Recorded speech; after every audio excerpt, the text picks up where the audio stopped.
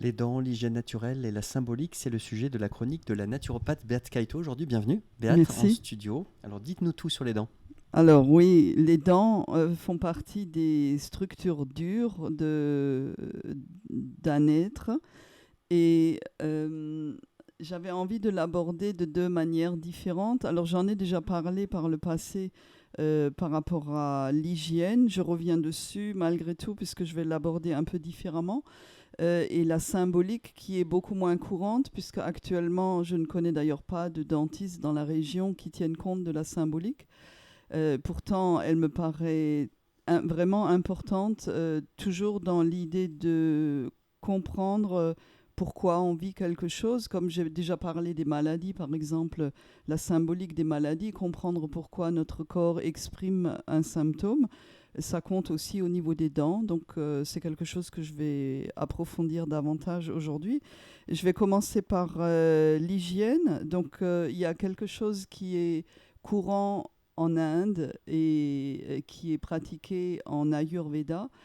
C'est une hygiène de la bouche, en fait, où après un brossage de dents avec un dentifrice dont je parlerai tout à l'heure, on utilise un gratte-langue. Donc c'est pour enlever l'enduit qui a naturellement sur la langue et qui peut contenir des germes, des bactéries, mais qui est aussi le reflet de la digestion d'ailleurs. Donc quand on a des problèmes sur la langue, ça veut dire, ou alors quand elle est fissurée d'une manière ou d'une autre, ça veut dire qu'il y a des difficultés digestives. Il y a une symbolique là-dedans aussi, mais j'en parlerai une autre fois.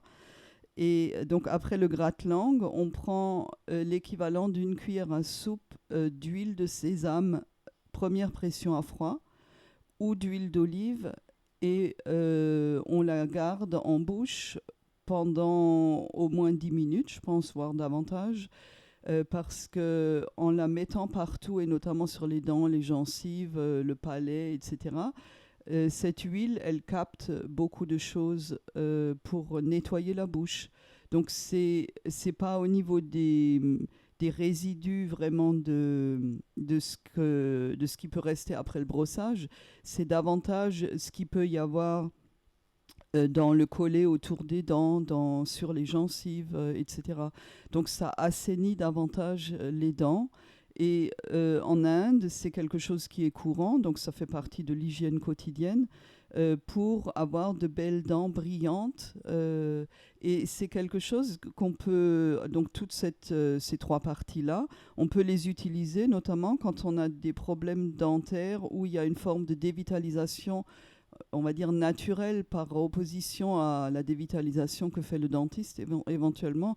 Donc les dents deviennent de plus en plus sombres parce qu'elles accumulent des toxines et de cette manière-là, on contribue à ce qu'elles s'assainissent de nouveau et puissent éventuellement blanchir. Alors jusqu'à quel point, ça dépend de chaque personne puisque tout dépend aussi de l'hygiène de vie, de l'alimentation, mais c'est quelque chose qui peut largement contribuer au bien-être dans la bouche.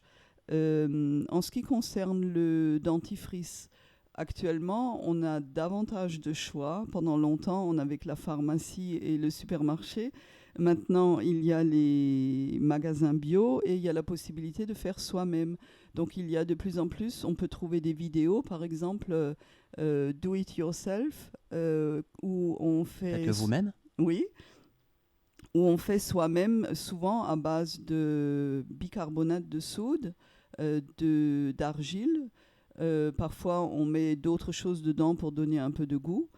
Et sinon, alors, ce qui me fait aller vers ce type de dentifrice, c'est la composition des dentifrices qu'on trouve même en pharmacie, que je trouve assez... euh, disons, il y a des ingrédients dedans qui sont malvenus, selon moi. Quand on connaît un peu les additifs, on se pose la question ce que ces choses-là font dedans. Et une des choses que je trouve aberrante, c'est le fluor, parce qu'il n'est pas naturel, celui qui est mis dans les dentifrices. Alors qu'on a effectivement besoin de fluor, mais on a besoin de fluor de source naturelle, qu'on trouve d'ailleurs dans les produits de la mer. Donc on ferait mieux de manger dans ce cas davantage des produits de la mer. Ce qui ne veut pas forcément dire coquillages, crustacés, poissons. Ça peut être algues. Et donc moi j'inciterais plus à vraiment faire des choix de qualité parce qu'en mettant constamment des produits sur des années et des années dans la bouche, on ne peut pas s'imaginer que ça ne passe pas la barrière de la muqueuse. Ce qu'on met dans la bouche, ça va partout dans le corps. On est près du cerveau, là. Ouais. C'est près du cerveau, justement. Donc on peut avoir aussi, justement, et il y a probablement des dépôts dans le cerveau. Et ce serait bon de remédier à ça parce qu'il est possible de faire marche arrière. Il y a des protocoles qui existent pour faire sortir des métaux lourds et des choses comme ça du corps de nouveau. Ensuite, on a aussi la possibilité d'utiliser des bains de bouche naturels. Il n'y a pas seulement ceux qu'on trouve en pharmacie. Et malgré tout, je sais que maintenant, on commence à trouver en pharmacie des choses beaucoup plus naturelles. Et notamment, il y a un gel qu'on peut mettre quand on a des tendances à la gingivite, quand on a des dents dévitalisées ou la gencive autour n'est pas de bonne qualité. Ça s'appelle Bucarome. Donc ça se trouve facilement, c'est à base d'huile essentielle, ça se met facilement aussi sur la gencive. Donc les bains de bouche on les trouve aussi en magasin bio d'ailleurs. Il y en a moins, mais on en trouve sur Internet aussi.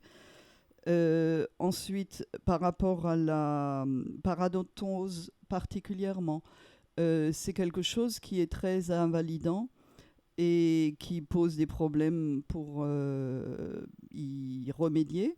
Un des facteurs, ce serait de se supplémenter en minéraux notamment, le phosphore par exemple, qui est important pour les dents comme pour la gencive, qu'on trouve dans les graines germées, les œufs, les noix, les céréales complètes. Il y a aussi la vitamine P, alors c'est de la rutine, de l'hespérine et des flavonoïdes qu'on trouve dans les agrumes et les petits fruits rouges. Il y a la vitamine B1 qu'on trouve dans les céréales et les légumes, la D dont on parle souvent parce que presque tout le monde est carencé en vitamine D. Alors ça vient effectivement de l'exposition au soleil, ce qui n'est pas toujours possible par mauvais temps et notamment en hiver. Donc pour l'avoir, il y a le foie de morue que tout le monde n'aime pas. Il y a les sardines, donc globalement on va dire les poissons de mer. Il y a l'alfalfa, donc la graine germée alfalfa, et il y a les graines de cacao.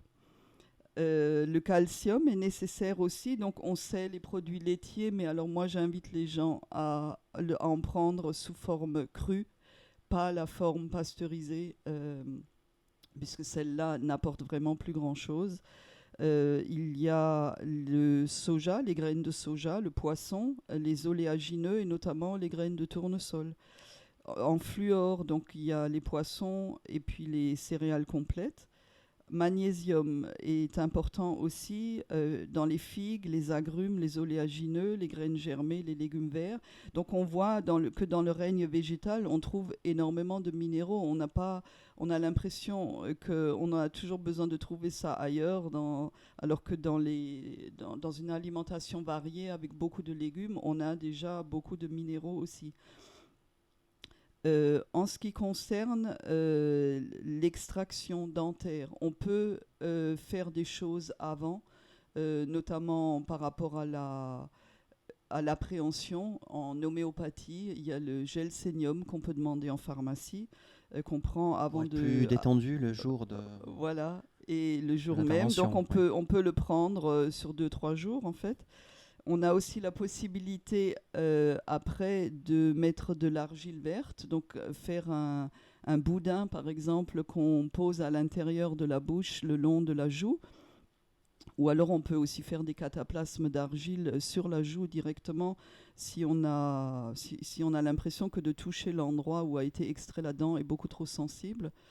Il y a l'huile essentielle de clou de girofle qui est souvent utilisée aussi pour les maux de dents. Alors c'est assez abrasif, on va dire, c'est pas abrasif réellement, mais c'est assez fort. Donc on le sent au niveau de la gencive que l'affecte quoi, d'une certaine manière. Donc il ne faut pas en mettre trop ni trop souvent.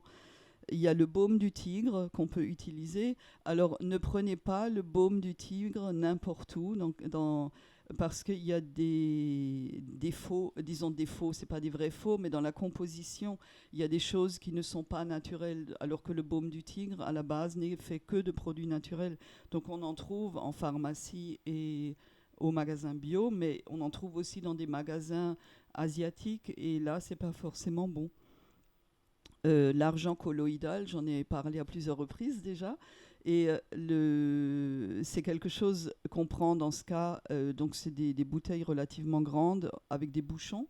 On prend plusieurs bouchons d'argent colloïdal, ça a une action antibiotique, et donc ça aide vraiment pour éviter les antibiotiques. Et on a dans les névralgies dentaires, on peut utiliser aussi des bourgeons de buis notamment. Alors le buis est assez fort, la cure ne devrait pas être longue, et de toute façon en ayant une névralgie dentaire, il vaut mieux aller chez le dentiste, donc ce serait en attendant de pouvoir aller chez le dentiste. La posologie est courte, sur 2-3 semaines maximum, à raison. Alors après ça dépend des marques, justement, la posologie est marquée sur la bouteille normalement. La dentition du bébé, quelque chose qui pose des problèmes assez facilement. Le collier d'ambre peut aider. Le chamomilla en homéopathie, en 9CH par exemple. La racine de guimauve qu'on frotte ou que le bébé peut mâchouiller. Et après, il y a d'autres choses qu'on peut demander en pharmacie qui sont complètement naturelles. Et donc, en ce qui concerne la symbolique, je vais finalement passer rapidement dessus. Je me base sur les livres de Christiane Verheek. Elle a écrit plusieurs livres sur la symbolique des dents, donc un genre de dictionnaire, et un autre qui est plus axé sur la dentition des enfants, l'ordre dans lequel ça vient et ce que ça représente. Donc par exemple, chez les petits-enfants, souvent ce sont les incisives du bas qui arrivent et qui ont symboliquement, qui expriment le rayonnement. Donc être reconnu comme personne unique. Et ensuite, on a les incisives du haut, qui sont les dents du commencement, exister en dehors de papa et de maman. Donc ce sont juste des indications pour comprendre ce que l'enfant est en train de vivre à cette étape-là de sa vie. Et on peut trouver, alors une symbolique, j'avais envie d'en dire rapidement quelques-unes. Quand on fait une dévitalisation d'une dent, ça veut dire que la personne a laissé s'éteindre la facette d'elle-même représentée par la dent. Quand on a une carie, c'est une expression d'un vide, d'un manque dans l'enfance qui peut représenter une carence affective ou éducatrice, donc dans l'éducation qu'on a reçue. Il y a l'hyposensibilité à la douleur, donc c'est quelque chose qui paraît bien de prime abord, puisqu'on n'a pas beaucoup, même si on a des problèmes de dents, on ne le ressent pas. En réalité, c'est une occultation inconsciente, un manque de conscience. Donc c'est une protection qu'on a mis en place souvent dans l'enfance pour ne pas souffrir, et donc ça se traduit dans le physique par un manque de sensibilité par rapport à la douleur, probablement d'une manière générale, mais dentaire aussi. Et les douleurs dentaires, donc elles sont dues à la croyance que les transformations doivent se faire dans et par la douleur. Donc ce sont des informations comme ça qu'on peut trouver dans les livres qu'elle a écrits. Pour savoir aussi si les dents posent des problèmes, notamment dévitalisées ou autres, il y a la kinésiologie. Donc on peut aller voir directement un kinésiologue. Parfois, par chance, il y a des dentistes qui se sont formés à la kinésiologie et qui peuvent tester les dents. Voilà, donc j'ai fait un peu le tour rapide pour informer d'une nouvelle manière sur les dents. J'espère que ce sera utile. Bah, écoutez, merci pour ce partage en tous les cas. Et puis on vous souhaite une belle semaine, Béateux. Merci. On vous dit à bientôt. À bientôt. Au revoir. Au revoir.